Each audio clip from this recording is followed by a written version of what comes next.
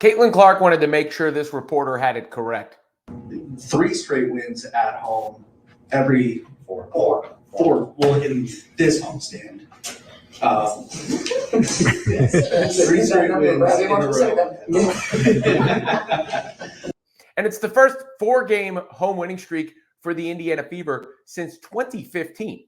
So it is worth noting and being specific. And I think you could see the smiles there and the chemistry there that is developing between Clark and her teammates, specifically Kelsey Mitchell and Aliyah Boston. Let's start with the latter, because that was the duo that was supposed to be, the combination that carried the Indiana Fever toward relevancy. And it did not start the season strong. But boy, has it come on strong as of late, with Boston winning Eastern Conference Player of the Week in the WNBA. She's starting to put up big numbers on a consistent basis. But most importantly, her and Clark are clicking.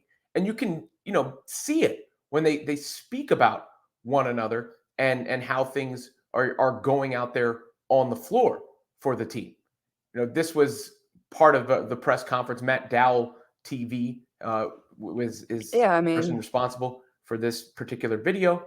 And here was Clark and Boston talking about how they're working together. Yeah, there was a couple here and there. I think one was a set design where I kind of just assumed Aliyah was going to be open, and I didn't even really look before I threw it. So I think just slowing down a little bit. Honestly, I'm trying to remember the other ones. Another one was to Aliyah that was slowing out of bounds. It's all right. Don't worry, because don't worry, because you look at Caitlin and you look at the way she passes the ball, and so sometimes things are gonna happen that way, and that's okay, because we're not gonna let her hang her head. We're not gonna hang our head off of any missed passes, because we're still continuing to gel together, and we know that she's a great passer. So if she thinks she can get that ball there, she's gonna throw it, and if I miss it, then we're good. All right, don't worry, we're good. Don't worry. More smiles. This is a team that is happy right now. And, I love that attitude from Aliyah Boston right there. And I've praised Clark as a passer. Her court vision is immaculate. We see the deep threes, but her abilities as a playmaker may stand out above any of that. And now Boston is realizing that and how much that can help her game. And they're really talking out on the floor, it seems. And Boston is letting, Clark direct traffic a bit. She's out there talking about how they communicate on the floor. Yeah, great. I think Caitlin does a great job of finding me and also understanding when she can get her shot out of the pick and roll as well. I think that's something that we've just continued to build over games and practices and just continue to get a feel for each other. And so I'm super excited of where it's at now. But also I think a big part of that is Caitlin with the ball in her hand. She talks to me a lot and she tells me do this or do that. And so I'm just trying to make sure I get to those spots because I know she can hit me. That is trust and leadership, right? Following Clark's lead, developing a trust and a rapport out on the floor. And you're seeing it in actual time, right? Different sorts of plays. Like, it's one thing when Clark just feeds the post.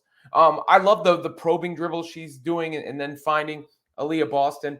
But this play in particular right here was not something that would have happened early in the season, where you see Boston really understanding she runs the floor here, she's going to get the ball.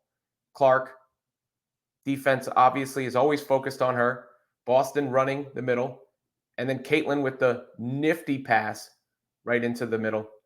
And Boston with the finish.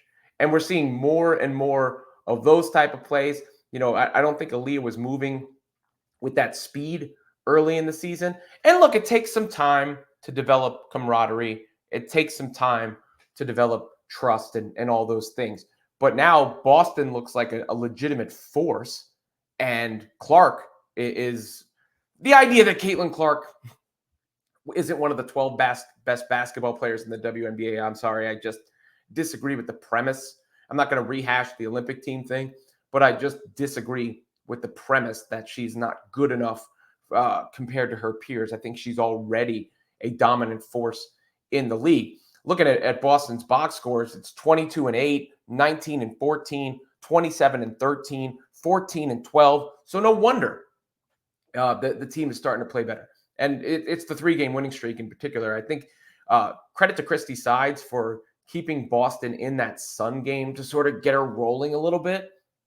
And then she's really hit her stride in this 3-game winning streak. But it's not just Boston.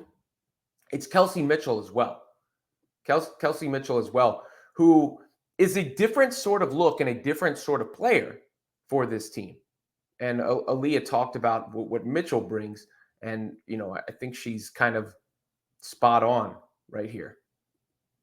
I mean, just continues to amp us up, really. I mean, Kelsey can score the ball. It's hard for people to stay in front of her because of her speed. And so she just blows by people. And we love that. Like, that is great energy for us because we know that one thing, we give Kelsey that ball and she's going to go and won't be stopped.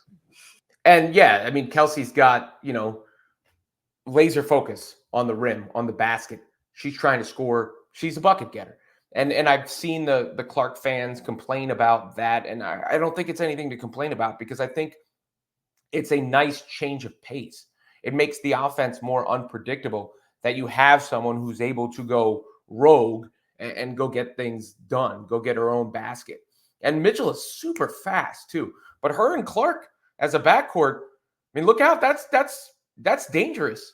Again, if they get anything from that 3 spot where Christy Wallace has been playing and Lexi Hull and Katie Lou Samuelson is a spot-up shooter, maybe Fag Benlay slides back into the starting lineup when she's healthy, and that eliminates that problem because really 4 of their 5 starters are contributing when you include Nalissa Smith as well in that mix.